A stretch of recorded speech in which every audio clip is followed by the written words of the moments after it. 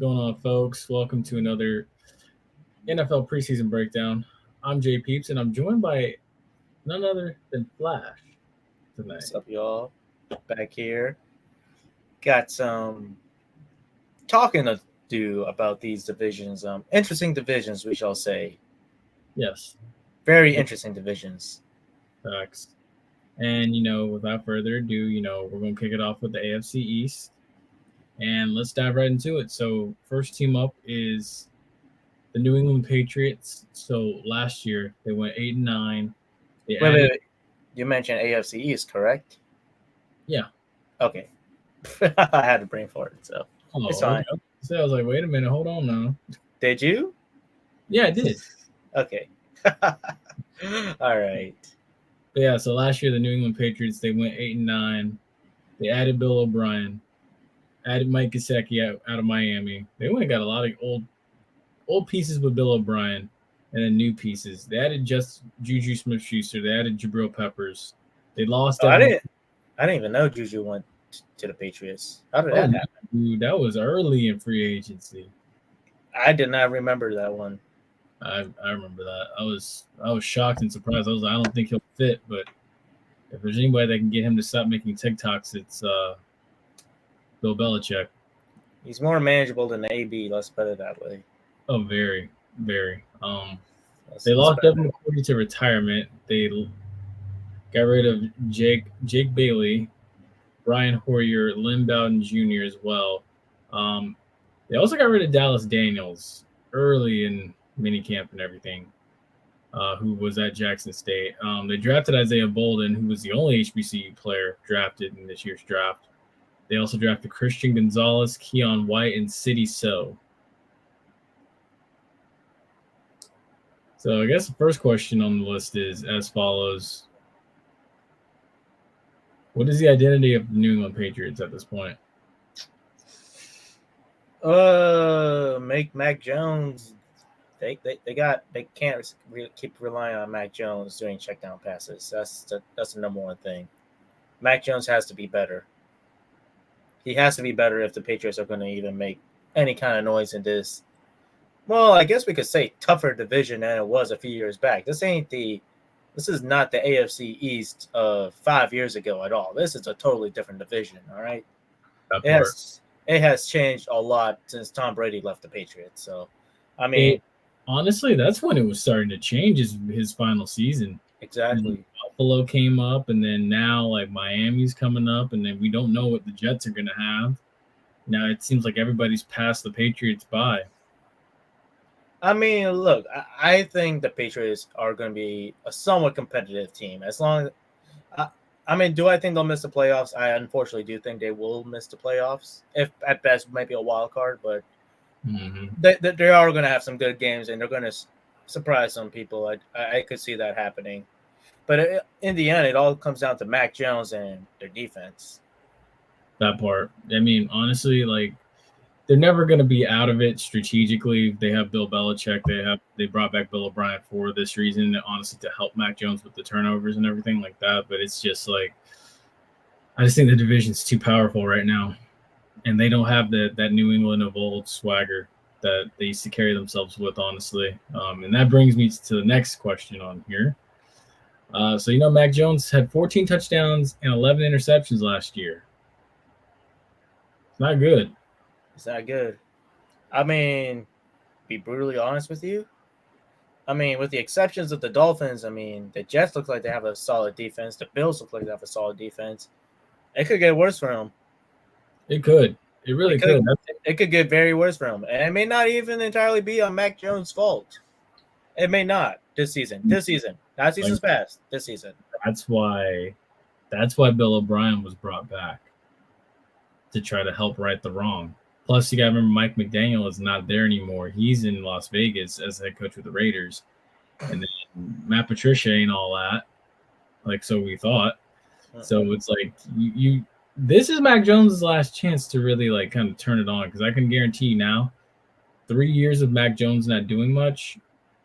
Year 4, it's a very bad look. And year 4 will be the final year of the experiment, and then this is year 4 or year 3. I think this is year 3. But next year, Might be 2024 will be year 4, and I can guarantee you that after that, year 5 comes around, his there's no career. future option if he repeats a season like this. If he repeats a season like 2022 this year, he's not getting a 5th-year option. He just unless he goes absolutely crazy in 2023. I mean, as of right now, I don't have expectations for the Patriots at this point. I really do not. And honestly, when you do not have expectations for this team is going to end up surprising people. They might, but it all depends what we see. But I think it does start with Mac Jones because the defense could play as good as they can, and if Mac Jones does not do anything, or it keeps playing the same old Mac Jones style of play, it's going to become a problem. That part. I mean, I could also say this, Alabama quarterbacks, they could be good, or some of them could be just good because the rest of the team around them is good, and that just makes them look good. I think that's also a possibility we need to be talking about for a little bit as well when it comes to Alabama quarterbacks. Even though Nick Saban is no joke, you do have to consider those possibilities. That's true. I mean, and then it's like Tua. I feel like Tua just had so much bad luck ever since he messed up his ankle. You look at like Jalen Hurts. Jalen Hurts turned out to be pretty good. We're gonna see what Bryce Young does. We will see. I'll say this. I think in the case of Tua, though, I think it's just mismanagement by the Dolphins. I think that's the biggest issue with Tua. I don't think you could even blame Tua at this point for his problems. If you put Tua on another team that does not mismanage their players and such, I think you would have seen more healthy seasons from him. Heck, if you even put Tua on, actually that might be out of line. I was about to say Cardinals, but then I remember Cardinals do have some suspects in that organization as well. But I mean, okay, just say Seattle probably, or maybe we gonna get into it. We're gonna get into it. Yeah, we'll talk about Tua in a moment. But that's a good point to bring up. Yeah. In the end, Mac Jones has no excuse. Facts. And you look at the Patriots' schedule. If unless that offense looked very dysfunctional by that offensive coordinator, the odds is on Mac Jones. All right, the offensive coordinator has to do really bad in order for Mac Jones to become the blame. That's how bad we're talking about. Yeah. So the schedule for the Patriots looks like, all right, so they got to go to Tennessee. They got to go to Philadelphia. They got to go to Miami early in the season does that look like September still? So it's going to be hot. I think they got lucky and they got that on Sunday night. I think. I'm not 100% sure. I'm going to look at the schedule. They get Dallas. They got to go to Dallas. And then oh my goodness. Well, at least they get the Chiefs at home. But a couple of those games don't look favorable. I don't see them really winning those. I'll say this right now with that Chiefs game, that's an L. I mean, the Patriots' home field advantage, which is playing in the snow, that's not going to face the Chiefs. They can play in the snow as well. It gets cold in Kansas City too. Exactly. It's really cold in Kansas City. That is not phasing the Chiefs. Your home field advantage is gone, essentially. The Eagles game. I mean, potentially could be an upset because of betting. And because a house. It's unlikely, but it's very possible. Week 1 shenanigans do happen. Think about it, peeps. The Eagles week 4. Or no, my bad. No, that is week 1. Oh my goodness. I'm thinking that was preseason. I was looking at with the Titans. That could be a win for the Patriots. That could be because of week 1 shenanigans. Patriots ain't winning that. You don't think so? No. Week one is funny, Jordan. You gotta remember that. Week 1s are very funny. No. I'm sorry. I mean, they don't have sauce. I mean, whatever. Chauncey Johnson? Yeah. They don't have them. That could be a big deal. We'll see. I'm just saying, week 1s are very funny. Fraudulent teams or bad teams are going to look very good. And then, next thing you know, week 2, week 3, week 4, the magic goes away. It's a very possibility. We'll see. Now, unless the Eagles are really that team that are probably going to go back to the Super Bowl, then hey, maybe the Eagles will win. But as of right now, And the thing, and like the house like to do this and mess up with bettors and stuff. I think week 1 is probably going to be one of the few wins the Patriots could get. Jets maybe if they looked a little dysfunctional, but if Aaron Rodgers looked good in the Jets, that's an L. Dolphins is an L. High scoring game, but that's an L. Saints, that could be a W. Cowboys, that's an L. Raiders, potential W. Bills L. Dolphins L. Commanders, I have no idea what's going on with the Commanders. That could go either way. Colts, I think that could be an L. It should be an L. But, I mean, who knows? Maybe Belichick may surprise us there. Giants is an L. Chargers is an L. Steelers. If Steelers don't look as bad as hurt as last year, I mean, that could be a W. I actually do not know too much about the Steelers at this point, how the line looks. Because that's another topic for another day. Let me not go off track with that. Chiefs is definitely an L. Broncos, I mean, who knows if Sean Payton fixes Russell Wilson or not. That should be an L, but never know. L. And then probably January 27th. If the Jets are good, that's like in a good position, that should be an L. If the Jets are in a bad position, I mean, no, I take that back. If the Jets are in a bad position, that's an L. If the Jets are in a really good position in playoffs, if that ever happens, that should be a W. And with that, that'll take us to the Buffalo Bills, the division champs. So last year they went 13-3. They added Leonard Floyd, Latavius Murray, and Taylor Rapp, who's a sleeper safety in free agency. They lost Isaiah McKenzie. They drafted Dalton Kincaid at tight end, someone that I thought the Cowboys were going to get, but the Bills came in and stole him. They got out of Florida, and they got Dorian Williams. So with this one, honestly, I'm going to go ahead and put this one out here. I'm going to ask this one first. Do you think the window first? Closed? Not yet. I won't go there yet. Well, I should say this. They are a snake-bitten franchise that can't win a Super Bowl. Getting there is no problem. Winning it is the problem. Well, I think getting there is a problem. They have not yet made a Super Bowl. Yeah, they have. They made one in their franchise history. Well, franchise history. I'm talking about with this group of people right now. Oh, with this group? Yeah, no, that's a problem. They haven't made it. Because, for one, the AFC is so loaded. And two, it's just like, I feel like I feel like Buffalo is slowly beginning to take a back seat to Cincinnati. I think, as of right now, I think Cincinnati is the better team. Because for a while, it was always Kansas City, Buffalo, and then whoever else. But now it's Cincinnati. Kansas City, Cincinnati, Buffalo, everybody else. And you see it the last year and a half, it's slowly become that.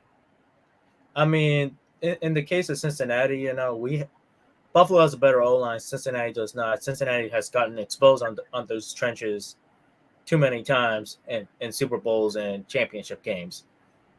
So, I mean, I think right now they're more neck and neck at this point. It just all depends on, coaching, how Josh Allen performs come playoff time. If Josh Allen even fixes his drama with Stephon Diggs, that's another thing that's going on. I will say, because last year Stephon Diggs was not very happy with him. I don't even know if this is more about Stephon Diggs or is this more about coaching and how he's being utilized. I think it's more of that than. I think it's a little bit of both. More so coaching, though. Because we've seen instances throughout the season where it was like Stephon Diggs just took over games. And then it's like you get to the playoffs and you go cold.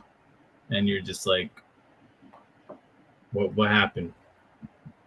Did you not adjust?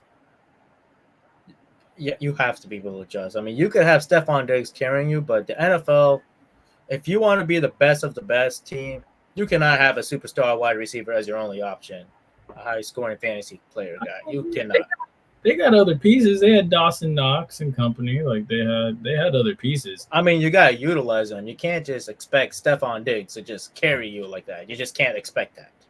That's true too. I think that's what the problem is going on. Why he must be getting frustrated as well. Because I mean, sure, you're getting all the touches, but I mean, I'm pretty sure at that point, I think Diggs himself might be getting tired out of just being the only option come playoff time because that's what the team is used to. Facts. So that's why I would point the finger more at coaching than I would at Josh Allen. So fair. So it's mostly on Sean McDermott. So this let week, me ask you this: what is your thoughts on this? If I don't know if you agree with me or you disagree, but I just want to hear. So my thoughts as far as the Bills go is honestly, I feel like they have slowly regressed in a sense. Von Miller is not what he was in LA or in Denver. And it became evident with his injury. I think hopefully the three main additions that they made will play some sort of a role. I just don't think they have the firepower anymore to compete with Cincinnati or Kansas City. I really don't. What else? I think Dalton Kincaid is going to be helpful in providing another extra weapon. I think Osiris Torrance is going to prove useful as well as a rookie offensive lineman. But honestly, I don't think that they're any more.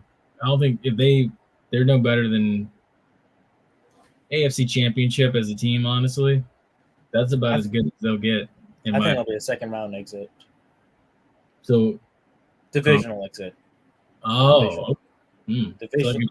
There might be a divisional exit. I think that sounds about right. Get people. I mean, they could make the Super Bowl. I'm not going to take that away. I mean, injuries happen. We've seen it in the league. It happens a lot these days. So I'm not saying it's impossible for them to make the Super Bowl from this point, but at the same time, it's a more highly unlikely type of thing. It's possible, but winning it, that's impossible. I mean, as I said, you never know with injuries what could happen. So I mean, yeah, sure, the odds are very slim, but that doesn't mean I would write them off completely from winning it all. I would not do that. I feel that. I mean, magic seasons happen, I mean, sometimes I'll say it like this. Sometimes it's good for the league. Maybe sometimes the NFL we would love to see that. Sometimes maybe the house would like the betting, just to throw people off. You're like, oh, well, no one's not going to bet this team. Let's have this team win. You never know. I'm speaking it from an objectively outside of sports point of view. I'm talking about this as, the logistics of NFL and those backdoor stuff we're talking about. I could see that happening. Now, this one, I know you're going to go on a tirade with this one. I hope you don't, but should DeMar Hamlin still be playing? Honestly, I'm going to say my piece. No. I don't think he should still be playing, but he's out there still going at it, still playing, still giving his all. I respect him for what he's doing and everything like that, getting back on the saddle and stuff, but a part of me is like, dude, you had a near-death experience, regardless of what conspiracy theorists want to say. You were near death. You were basically gone for a couple minutes there. Like, I wouldn't be trying to come back and play. If he played long enough to get a pension, I would definitely just do that, collect my pension, and move on. But I don't get it. So, I actually took the time to look up like the reasons for a cardiac arrest, so I don't know. It all depends on his stress level and stuff. I think that's partially a deal for him. He has to be more mindful of how his body's responding. He has to be more mindful of how, where's his body's at and stuff. And he can't be like doing anything to like raise his blood pressure or anything. He has to make sure he's okay to avoid such a thing. But who knows? He might play like 1 or 2 years again, and then might just call it. But see, that's the thing, like what you said about heart rate and stress levels. When you're out there on that field, your stress is through the roof because you have to make sure and hoping that the guy behind you and the guy in front of you are doing their job, and the guy beside you is doing his job, and so on and so forth. Plus, the fact of the matter too is the way he got hit. It's just. It was a 1 in a million. It was a 1 in a million occurrence. When your heart goes through, the QRS phase and then the P wave and the ST segment, which is basically the T wave, which is the relaxation phase, which is when he got hit. This is physiology terms. I'll explain. Yeah. When he got hit during his T phase or his T wave, which is his relaxation phase, That's when all that occurred. So it's like it's pretty scary. So it's that there's a 1 in a million chance it could happen again to anybody. It could happen to you and me. Like, but it's just I don't know. I wouldn't be risking that again, especially if that already happened once before. I hopefully Maybe buy your money and get out, man. maybe he just felt like, hey, you know what? Maybe I should inspire people. Like, hey, I'm still playing. It might be his personal decision. Like It I feel was. like most people they probably would have walked away, but he's wanted to let people know, hey, I'm still good. I'm not afraid of this or any of that stuff. I mean, people are gonna like probably want to feel like they want to put a mental barrier on him. Maybe he himself, but who knows what's going on in his mind? I do not speak to Damar Hamlin. I do not know. So, but I mean, it's good to see him conquer something like that. I mean, maybe he's not afraid of, you know. But I do think he's got a. Well, I mean, football is a very physical sport. I can't say watch his impact, but it might be something in his mind too. I mean, he probably should get because like your mind in the end does control your heart and that kind of stuff, and like how much stress you're producing and that stuff. So I mean, or whatever medications it could be on. I don't know what he's on, so I'm not his doctor. So Well, it all depends. I mean, I just hope he has a damn good doctor. He should probably shell out some more money for a really good doctor or someone that he could trust. If I hope he has medical people around him that knows about medicine that is not doctors themselves. Like, hey, this medicine's kind of suspect. You sure you want to be taking this? You sure not? But that's a little tangent right there. I mean, knock that off. well, That's my 2 one more cents. thing before we do move on to the Jets is these two actually open up on Monday Night Football together on September 11th. Jets and the Bills. Honestly, this game should have been. Well, it will be on Monday. Yeah, well, I guess it is to honor 9/11, but that's going to be a special moment. So then they also too they get Washington, they get Miami twice, of course. They get the Jags over in London. They get the Cowboys at home. So You want me to guess if they'll win those games or not? You're essentially saying, sure, go ahead. the Jets.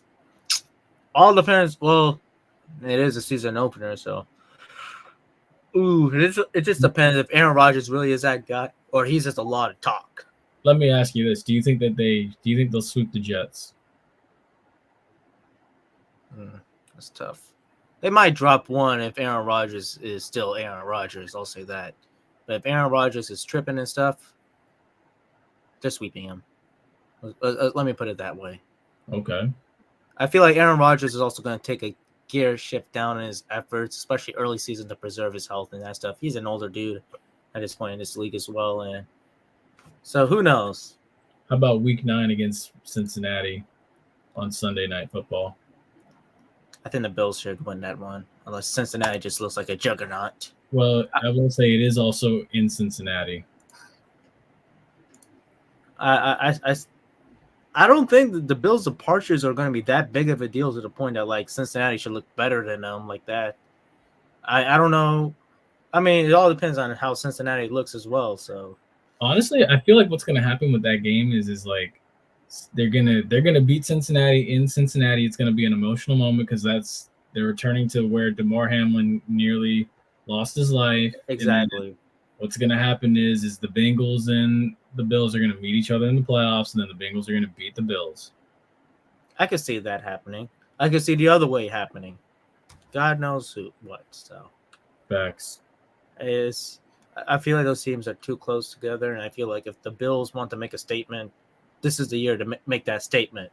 So. They also get the Chiefs at home, or no, they got to go to Kansas City actually. When's that game? Late season. So it's actually funny. In the span of 3 weeks, they play the Eagles, then they get the bye, and then they got to play the Chiefs, and they're both on the road. That's a little gruesome. That's a little gruesome. The Bills are capable of winning both, and they're also capable of losing both of them. That's all I'm saying. Yeah, dude, that's brutal. It's brutal. We're gonna find out about them right there in that little stretch. Not to mention, after that, they got 2 more weeks where they got to play the Cowboys at home, and then they got to go all the way across the country to play the Chargers. I'll say this: I feel like the Bills won't be too concerned about the Chargers if they look like what they were last year. I feel like they would not be too concerned. If the Chargers are much better, though, be a little concerned, but not then. I feel that. I'll say this: I feel like the Bills probably would drop some of these games if the AFC East. If they're running away in the AFC East, they might drop a few games just to preserve health.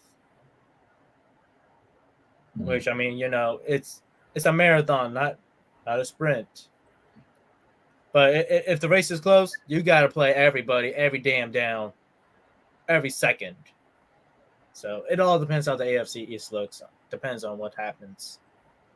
That's fair. Now, with that now takes us to the New York Jets. The New York football team. That's funny. I was going to say the New York Football Giants, but I almost made that mistake. I know I can't do that again. That's a sin in New York or New Jersey, whatever they classify as. But yeah, so last year they went 7-10. They added basically they basically poached the Green Bay Packers roster. They added Aaron Rodgers, Randall Cobb, Alan Lazard, Adrian Amos, and Nathaniel Hackett, who is cool with Aaron Rodgers. I think if Nathaniel Hackett hadn't gotten fired in Denver, I think Aaron Rodgers would have ended up in Denver. Probably. So they would have done something to kind of get Russell Wilson out of there for Nathaniel Hackett to have Aaron Rodgers. Well, let me ask this. Nathaniel Hackett is like the offensive coordinator over there, I assume? Yes. Okay. Well, he was the head coach in Denver, but now he's the OC in New York. Robert Saleh hired him as that. Well, I'll say this. Randall Cobb is not the same Randall Cobb we know. He's just there to support. I'm going to tell you now. He's just there to lure Aaron Rodgers because Aaron Rodgers wanted him there. He is there for the same reason that Gronk came to Tampa. But at least Gronk had some.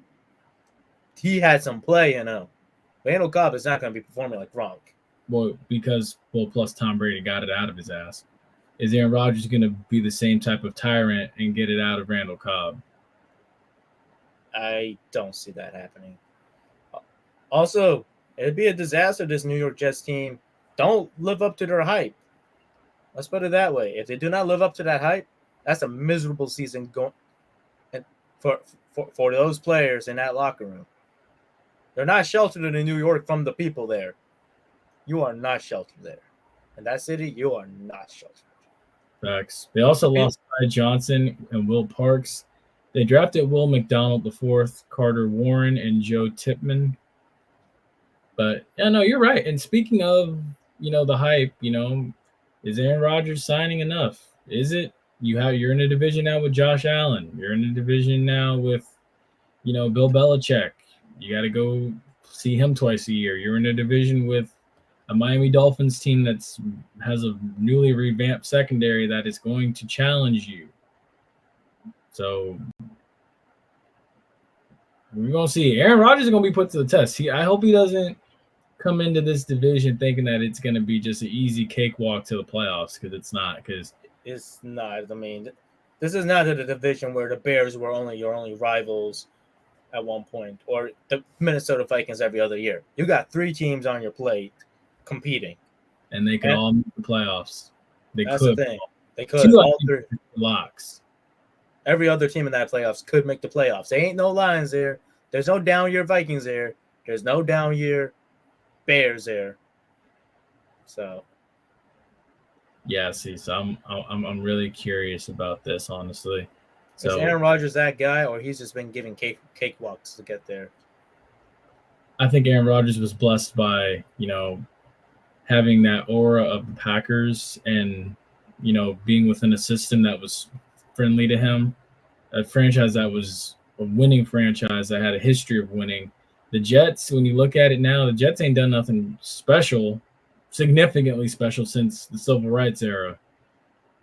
Oh, if you're talking about significantly special, yeah. Last time they were close to relevancy, they made the AFC Championship when I first started watching football. Yeah, 2010. Something like that, yeah. Sanchez. Or no, Brett. I think it was Brett Favre. No. It was Sanchez. Oh, it was? Oh, wow. Yeah, see, that's... Sanchez was a QB, and Peyton Manning, the Colts, just beat the crap out of him in that AFC Championship game. Yes. I mean, like I said, I'm not going to say it's not possible. Aaron Rodgers could deliver and come in there and deliver. But I think... Worst case scenario, he might end up being like Brett Favre in New York. He might. It's very possible. He's the one thing that he looks very unserious in New York, from my perspective. He looks very unserious. The one thing that I do wish is that, like, I wish that the Packers were on the Jets' schedule this year. I really do. And that's what sucks about all this, because it's like we're not going to see it this year. And I wish we did. And then it's like, even if they make the playoffs, they can't play the Packers in the playoffs because one's NFC, one's AFC. So hopefully 2024, we get that.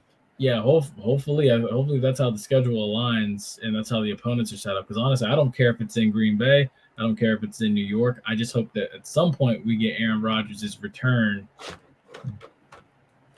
back to like Green Bay or something. Like I just hope. I'll say this: there's gonna be a lot more hype if he goes back to Green Bay than if the Packers were to go to MetLife Stadium. Let's put it that way. Oh, definitely. It's going to be like how when Brett Favre first went back to Lambeau, or like when Tom Brady went back to Gillette. Well, I mean, Tom Brady going back to Gillette was mainly positive vibes. You're not going to get positive vibes with Aaron Rodgers going back to Lambeau. It is not going to be very positive. That's one thing. That's how that fan base treats their former players, or especially their former quarterbacks, because they booed Brett Favre when he came back in a Vikings uniform.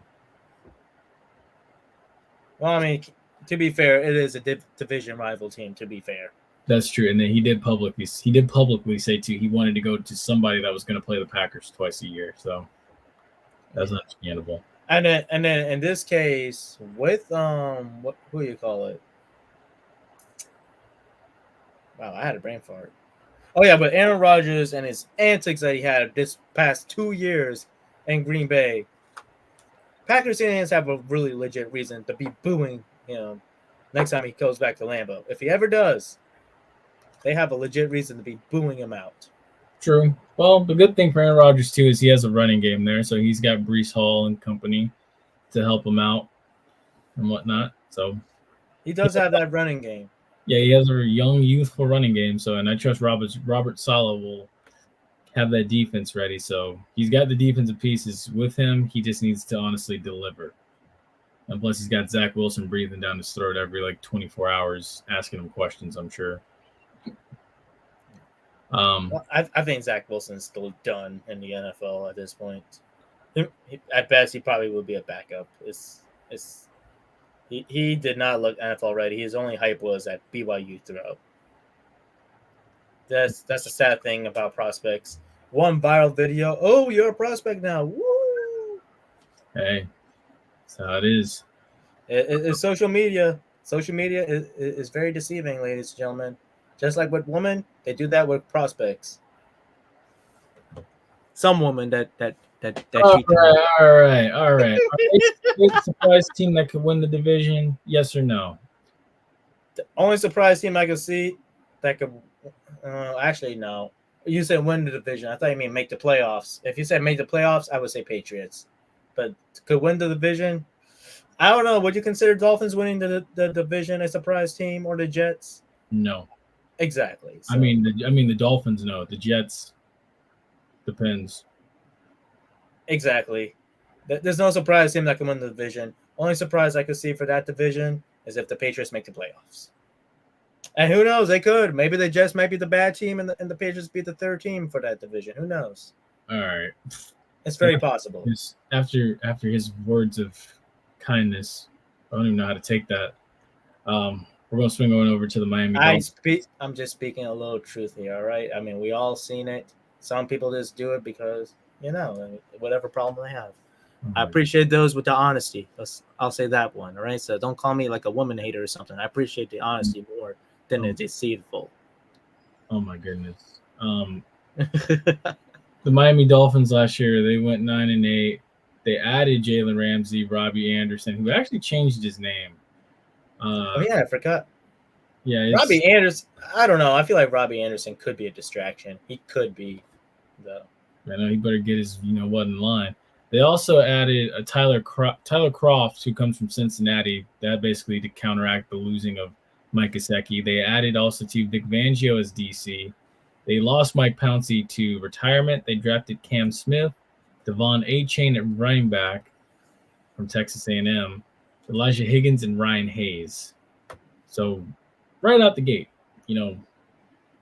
second place team. Is there enough defensively to secure the division title? You already answered it. Sadly, I mean, listen, Jalen Ramsey is just a name at this point. We have not seen Jalen Ramsey of the past in a while. Ever since Mike Evans cooked him, like he hasn't been himself. Ever since Evans cooked him, and ever since Jamar just ate him alive. Yeah, it's you got a point there. Ever since just getting cooked by Mike Evans and Jamar Chase in back-to-back, well, not really back-to-back games, but damn near back-to-back games. Like it's within a month's difference. Yeah, that's look. I think guys finally figured out how to play him because now he's finally been exposed because partially too. I think is they've been watching a lot of Devontae Adams versus Ramsey because every time Devontae Adams lined up against Ramsey, he always cooked him. That's how Devontae Adams got his name in the entire NFL, mainly from cooking Jalen Ramsey. I think those double moves, they worked a lot on Jalen Ramsey. I think, but Mike Evans just flat out burnt him, and so did Jamar. Yeah. Well, I mean, the thing is, Jamar is a faster dude. Mike Evans is a bigger dude, and Jalen Ramsey is supposedly like athletic. Like he is, but the thing he is athletic. Let me take that back. He track and field athlete at Florida State. Here's the thing. Mike Evans is fast, but you don't realize how fast he is because of how tall and lanky he is. He can get 40 yards downfield before you even realize what's going on.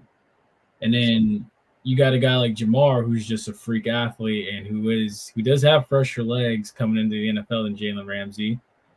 So, Jalen Ramsey, I think, kind of underestimated one and didn't expect what he got from another.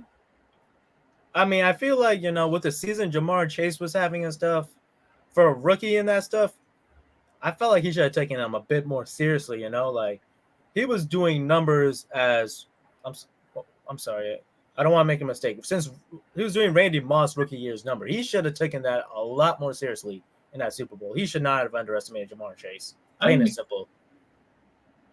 Hey, I mean, it happens. Well, I mean, eventually he did get a ring, so he did get his ring. So he did something right. I mean, look, you know what? Maybe Jalen Ramsey just needed a humbling. Maybe this is his comeback season. It probably is. Plus, I mean, it helps too to be there with the number 2 corner in some people's minds. I think Patrick Surtain's realistically the best corner in the league. But Patrick Surtain. Patrick Surtain's on the Dolphins now? No, he's with the Broncos, but I'm just saying I think he is. I was about to say for a second.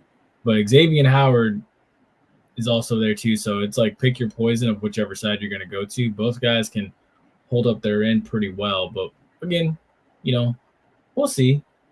I should not expect high scoring fantasy games with the Dolphins this season. Let's put it this way. We should not expect high production of starting your favorite receiver that plays against the Dolphins at all. And then this one too. Why is it critical for Tua to take the next big step on this 1-year deal?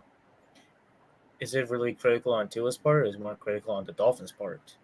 Honestly, I feel like it's people being critical on both because you have a crowd out there, and I'm partially one of them that says I think Tua should just say, screw you to the Dolphins and mind his health and get out. Play for another team at this point. Yeah, or hold out and play for another team.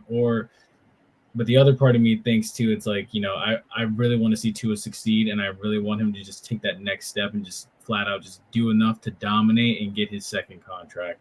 I will say this. I would love to see Tua ball with the Dolphins. I would rather see that than see him in any other uniform, plain and simple.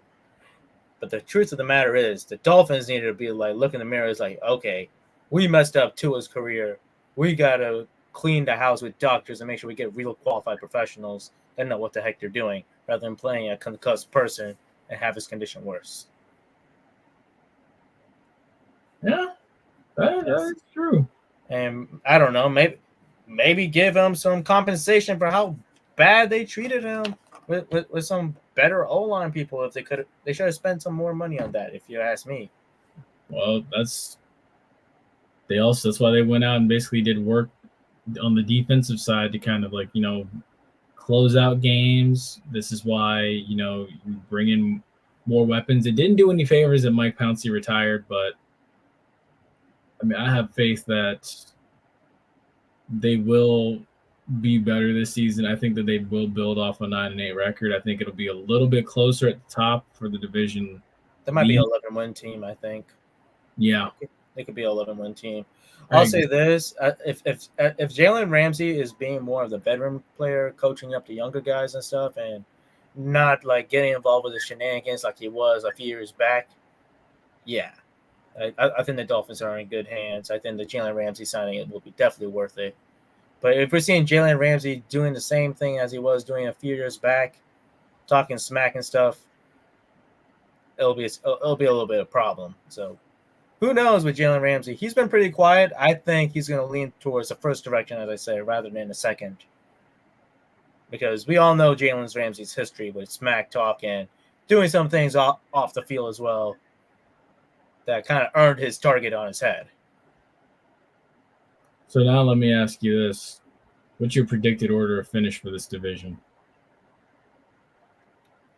I think you can already picture this.